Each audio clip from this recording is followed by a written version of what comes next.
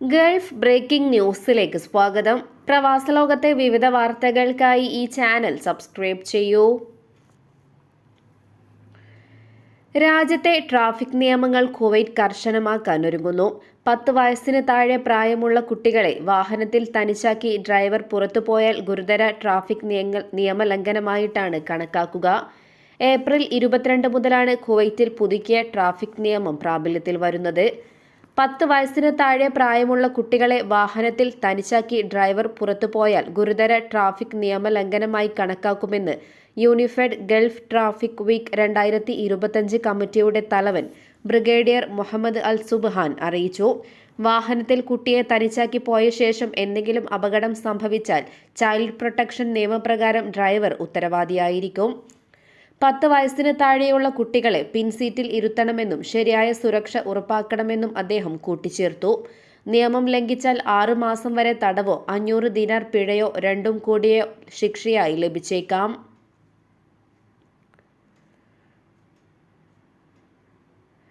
മദീനയിലെ പ്രവാചക പള്ളിയിലെ ഇഫ്താർ സേവന ദാതാക്കൾക്ക് റമദാനിലെ വിവരങ്ങൾ അപ്ഡേറ്റ് ചെയ്യുന്നതിനായി ഗ്രാൻഡ് മോസ്കിന്റെയും പ്രവാചക പള്ളിയുടെയും ജനറൽ അതോറിറ്റി ഒരു ഓൺലൈൻ പോർട്ടൽ ആരംഭിച്ചു. അതോറിറ്റിയുടെ അഭിപ്രായത്തിൽ സേവനം തുടരുന്നതിന് ഡാറ്റ അപ്ഡേറ്റ് ചെയ്യേണ്ടത് നിർബന്ധമാണെന്നും കൂടാതെ അംഗീകൃത കാറ്ററിംഗ് കമ്പനികളുമായി കരാർ ഒപ്പിടുകയും ഇഫ്താർ സേവന മാർഗനിർദ്ദേശങ്ങൾ പാലിക്കുകയും വേണം. കരാറുകൾ അന്തിമമാക്കുന്നതിനും ഇലക്ട്രോണിക് പെർമിറ്റുകൾ നൽകുന്നതിനുമായി ഡാറ്റ അപ്ഡേറ്റുകൾക്ക് ശേഷം അംഗീകൃത കമ്പനികളുടെ പട്ടിക നൽകുമെന്നും സൗദി പ്രസ് ഏജൻസി റിപ്പോർട്ട് ചെയ്തു. സൗദി അറേബ്യയിലെ വേതന സംരക്ഷണ വ്യവസ്ഥകൾ പുതുക്കി. ഇതുപ്രകാരം കമ്പനികൾക്ക് മുദാദ് പ്ലാറ്റ്ഫോമിൽ വേതന സംരക്ഷണ രേഖകൾ അപ്ലോഡ് ചെയ്യുന്നതിനുള്ള സമയപരിധി 60 നിന്നും 30 ദിവസമാക്കി കുറച്ചു. പുതിയ നടപടി മാർച്ച് 1 മുതൽ പ്രാബല്യത്തിൽ വരും. മാനവ വിഭവശേഷി സാമൂഹിക വികസന മന്ത്രാലയമാണ് വ്യവസ്ഥകൾ പുതുക്കിയത്. നാളിതുവരെ സ്ഥാപനങ്ങൾക്ക് വേതന സംരക്ഷണ രേഖകൾ അപ്ലോഡ് ചെയ്യാൻ 2 മാസമാണ് സമയം അനുവദിച്ചിരുന്നത്. പുതുക്കിയ ചട്ടപ്രകാരം മാർച്ച് 1 മുതൽ 1 മാസത്തെ സമയമേ അനുവദിച്ചിട്ടുള്ളൂ. ശമ്പളക്കാര്യത്തിൽ കൃത്യത ഉറപ്പാക്കാനും വേതന കരാറുകൾ പാലിക്കാനും ജീവനക്കാർക്ക് യഥാസമയം ശമ്പളം ലഭ്യമാക്കാനും വേണ്ടിയാണ് സമയപരിധി കുറച്ചത്. മന്ത്രാലയം നടത്തിയ പഠനത്തിൽ രാജ്യത്തെ 91% സ്ഥാപനങ്ങളും 30 ദിവസത്തിനുള്ളിൽ തന്നെ വേതന രേഖകൾ അപ്ലോഡ് ചെയ്യുന്നുണ്ടെന്ന് മനസ്സിലാക്കിയതോടെയാണ് വ്യവസ്ഥ പരിഷ്കരിച്ചത്. രാജ്യത്തെ സ്ഥാപനങ്ങളും കമ്പനികളും കൃത്യസമയത്ത് തന്നെ ശമ്പളം നൽകണമെന്നും പേറോൾ മാനേജ്മെന്റ് സംവിധാനം വിശദമായി വിലയിരുത്തണമെന്നും തൊഴിൽ വിപണിയുടെ സ്ഥിരത ഉറപ്പാക്കുകയും തൊഴിലാളിയുടെ അവകാശങ്ങൾ സംരക്ഷിക്കപ്പെടണമെന്നും അധികൃതർ ഓർമ്മപ്പെടുത്തി.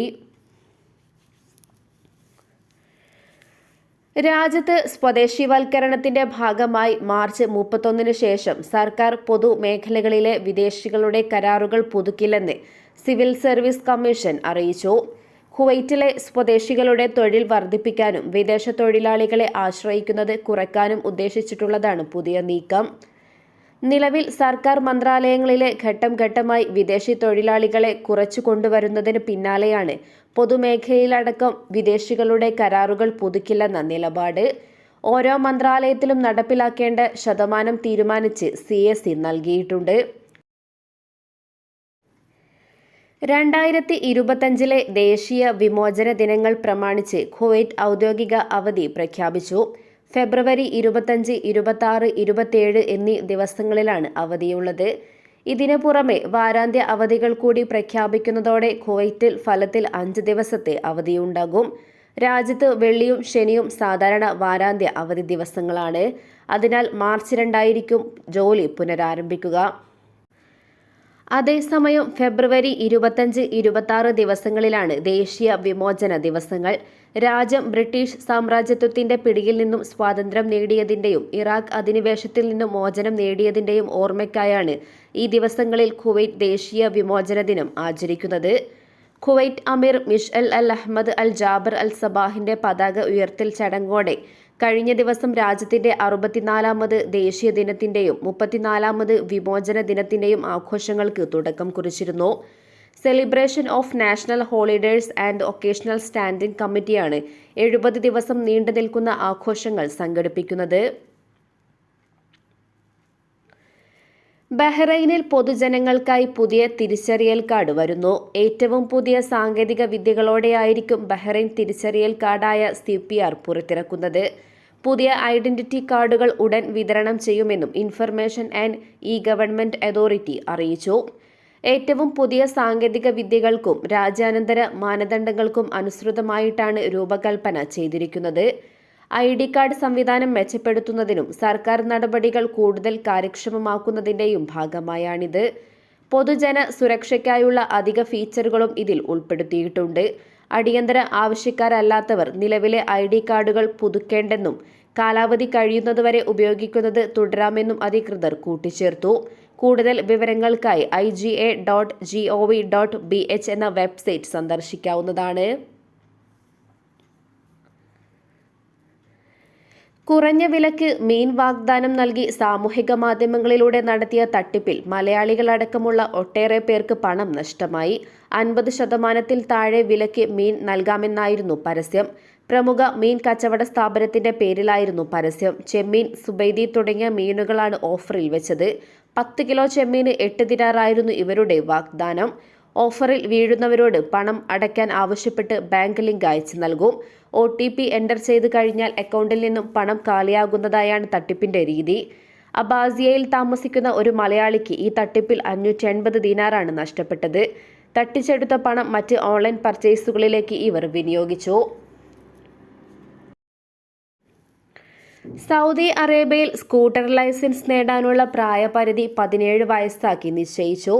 സാറ്റലൈറ്റ് മാപ്പുകൾ വഴി പ്രോഗ്രാം ചെയ്തുകൊണ്ട് സ്കൂട്ടറുകളുടെ സഞ്ചാരം പ്രത്യേകം നിശ്ചയിച്ച ട്രാക്കുകളിലൂടെയും കവലകളിലൂടെയും പരിമിതപ്പെടുത്തണമെന്നും നിർദ്ദേശിച്ചു. മെയിൻ റോഡുകളിലും പ്രത്യേകം നിശ്ചയിച്ചതല്ലാത്ത ട്രാക്കുകളിലും സൈക്കിളുകളും സ്കൂട്ടറുകളും ഉപയോഗിക്കുന്നതും വിലക്കി. സ്കൂട്ടറുകളും സൈക്കിളുകളും ഓടിക്കുന്നവർ റിഫ്ലക്ടറുള്ള ഹെൽമറ്റും അനുയോജ്യമായ വസ്ത്രങ്ങളും പാദരക്ഷകളും ധരിച്ചിരിക്കണം. മൊബൈൽ ഫോണും ഇയർഫോണുകളും ഉപയോഗിക്കാനും പാടില്ല. ഭക്ഷണപാനീയങ്ങൾ കഴിക്കുന്നതും വിലക്കിയിട്ടുണ്ട്.